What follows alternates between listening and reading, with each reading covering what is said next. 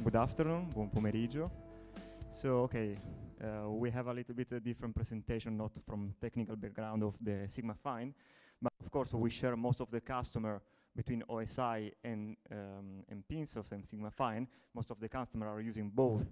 So just the scope of the presentation is to illustrate the new feature of PySystem as infrastructure, how it's evolving, how we can have the information between PySystem and Sigmafine, and also just a one use case. So it's a little bit different from what you saw, but I think it's interesting. Most of the customers we saw today also were shared customers, so it's an interesting point.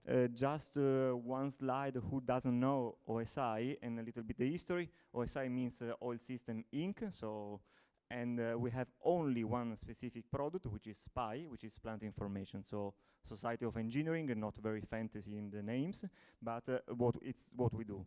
So basically it's just a single platform to collect all the real-time data, all the information that are on the field, and pass to other tools, pass to specific tools, or doing dashboarding, operational efficiency, etc. So basically the solution is exactly the same. If we start from oil and gas, if we start from metal and mining, if we start considering the chemical or petrochemical or refinery, or the pharmaceutical. Just the idea is just to have exactly the same level of infrastructure, getting the data from the field, and make the data available for any kind of software, any kind of application. Okay. In the oil and gas, I think we are already talking with most of you. This is just a reduced list of customers we are working for, and even if you go on our web page, you just can find a lot of use cases directly from customers, from Shell, from Eni, from BP, etc. And all the presentations are available. And most of them in the oil and gas and the petrochemical are directly linked between the PySystem and the Sigmafine. So why just this talk and why today? Basically, we are talking more and more, we are listening more and more about the real-time data plant of the future. So, because there is much more requirement coming from the plants, from the petrochemical, from the refinery, where I want to move from prescriptive maintenance to condition-based maintenance to predictive maintenance. I want to have additional information for operational efficiency. I want to have an advanced energy management. I want to have a little bit more details. So there is in the last 2 years, the number of data that are required and used is growing so fast. So this is just also why we call the platform for the future.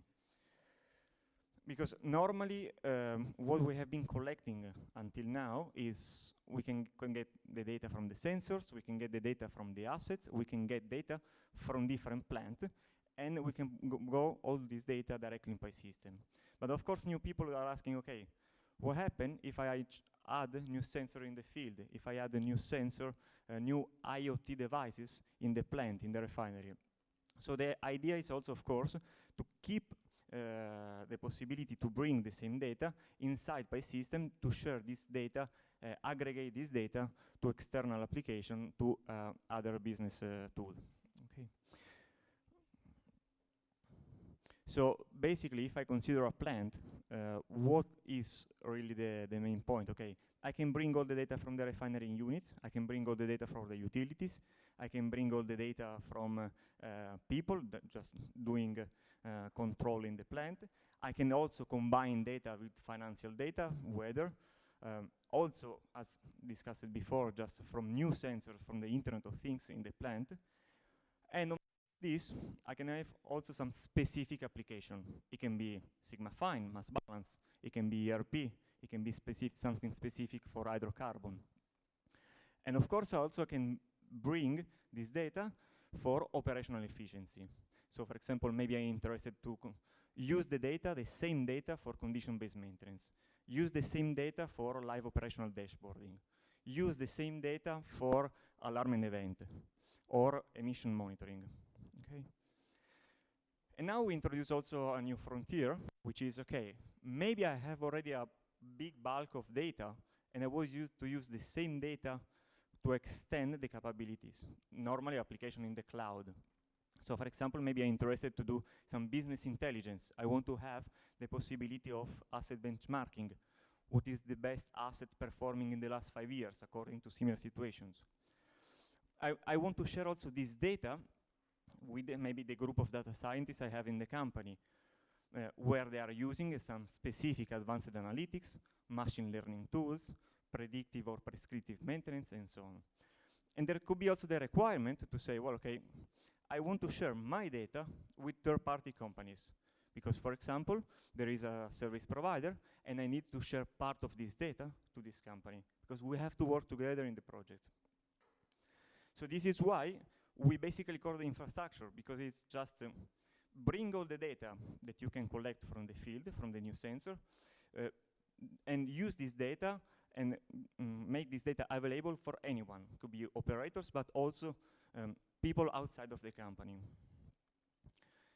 And why we talk about this is say, okay, you normally have the information for the data archive, which is the, let's say, the backbone of the PI system. We collect all the data.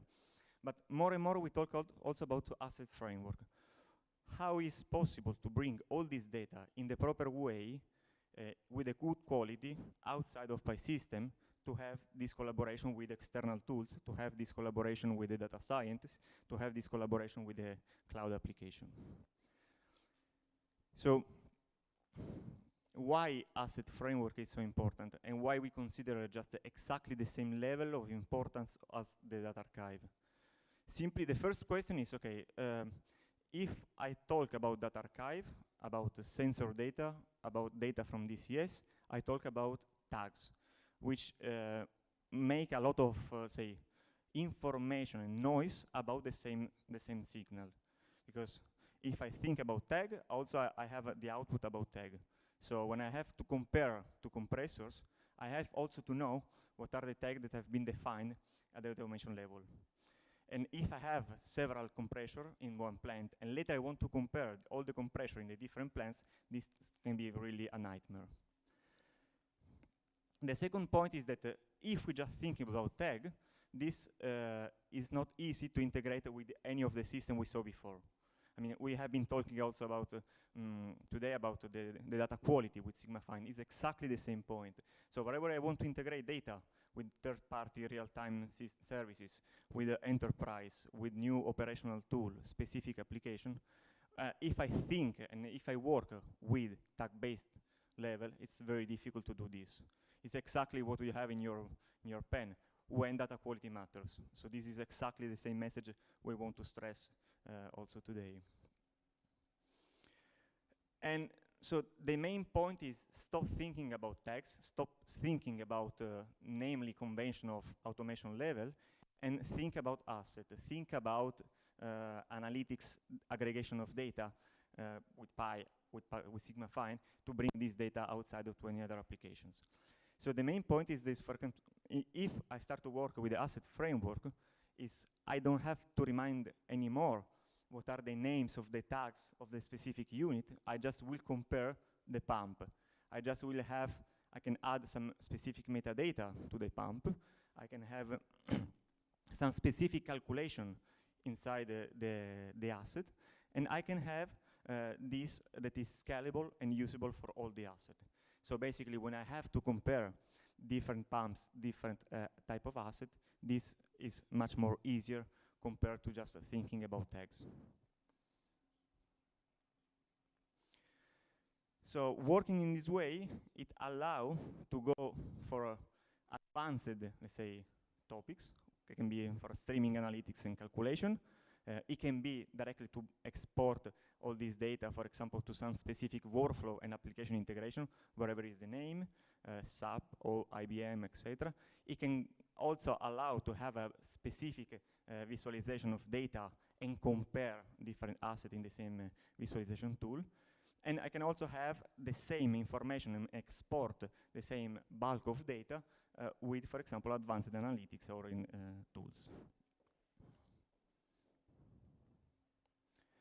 So this is just basically why we are talking about PI system, why we are talking about enterprise, and why we stress always the point how asset framework can be relevant and important to manage all the data, and important in, above all when we talk about data quality, data aggregation towards any other system.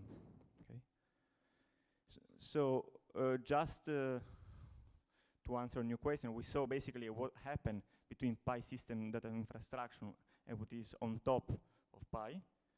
But most of the times we got the question of what are you doing with new type of sensor? If I go and buy new sensor, it's because I want to measure the vibration of the machines. If I have new sensor for mass flow or everything. So basically we are working to deploy some kind of standard and open format where you can basically bring all this type of information, all this type of new sensor and data also in Pi system. So in order to combine this information with the typical information from SCADA, from PLC, from DCS. So for use case, I just will present briefly this case about MOL. All the information are also, they have been presenting at our user conference several times, so you can find also most of this presentation or that I just extracted here directly on our webpage, and then see the full presentation. So basically what is the point? MOL a couple of years ago became Plant of the Year because they had a specific two main projects that were involving the large business transformation programs.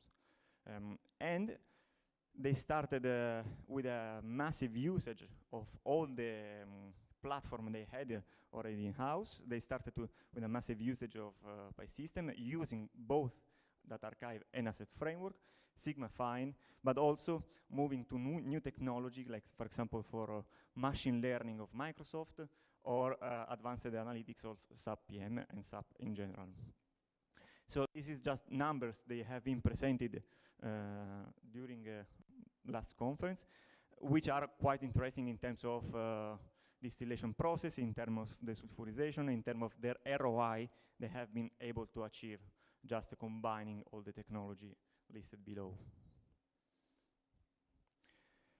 Just as mentioned before, so here I have only few slides about more use case. All these are active links, so when you will get also the PDF of the presentation, you can just go on our webpage and see much more in details about the connection between Pi and Sigmafine, use case with the machine learning, use cases about the desulfurization, hydrocarbon, etc. So this was a slide extracted from their presentation, I think, in 2016. The main message here is, again, why it's important to use asset framework, why it's important to aggregate the data and not thinking about just tag. So the first point is, okay, if I always have to do the analytical, the calculation in Excel, this introduces inconsistency in the equation. It may depend from operator to operator. The second point, if I move to bring all the analytical point, all the calculation directly in the asset framework, I get much more consistency in the system, in the possibility to roll out from one plant to the other plant. If I move from the tag-based configuration to the asset base, the system is much more dynamic. Once I configure for the first time, for the single asset, some specific analytics for a compressor, I can scale up to all the compressor. I can scale up to all the systems. And of course, we move from something local, specific on the desktop of the person, to something that can be on the web and scale up onto the full plant and people. So the interesting point is that this working with the asset framework in the proper way help also to exchange the information with Sigmafine, because the Sigmafine, the engine has already the Pi system there, which already use the asset framework. So the more we work on the asset framework with Pi system, the more efficiency will be also the transference of knowledge between Pi system and Sigmafine. For example, in this specific case, it can be for improving the data quality, for yield, accounting, and production and mass balance.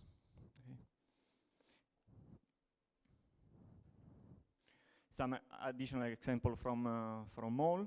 This is, for example, just a screenshot of the asset framework they have been implementing. So basically, for any distillation column, they can split and define all the template, all the asset, all the calculation inside the asset framework. So everything is consistency from all the distillation column. Typical recording they can obtain just using the logical of traffic light, red, green, or yellow, depending of the situation.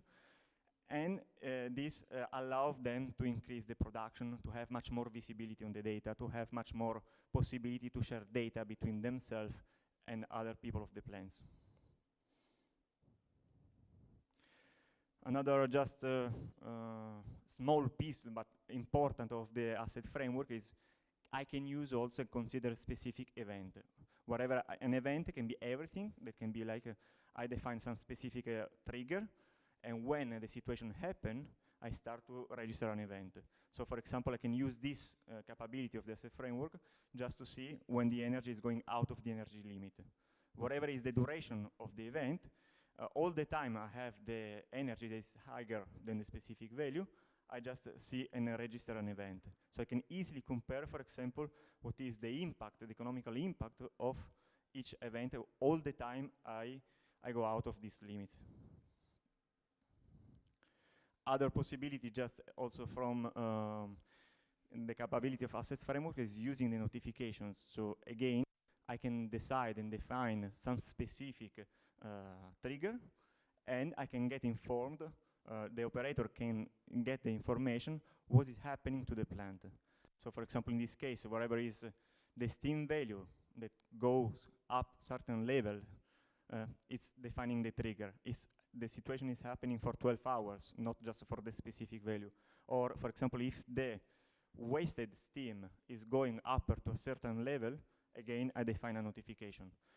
Just again, these are small examples how MOL is using the full capabilities of the asset framework and how they were able to have much more visibility on their data than thinking about tag-based configuration. And these are basically the list that they presented to say, well, okay, according to this specific business transformation program, using all the technology that I mentioned before, PySystem, Sigmafine, tools from Microsoft, tools from SAP, they have been achieving several improvements in all these specific points.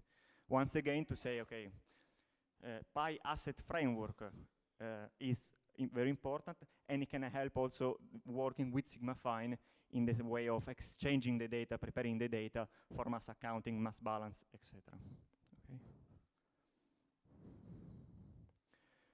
So as a conclusion, why an enterprise real-time data infrastructure? So basically, there is more and more data that are generated in the field, in the plant, in the refinery, and there is more and more interested to get this data, compare, analyze, and be sure about the data quality. There is, of course, a new value that is recognized in the data that are on the field. So more and more people from the business are requiring this information. And of course, the point is also, okay, we want to collect the data, we want to expand this capability, but it has to be also in a safety way, in a secure way, to protect the personal data, the information of the company and the operational data. So this is why basically we are seeing most of the company evolving from using PySystem from just a pure historian to consider this as pure infrastructure with all these capabilities.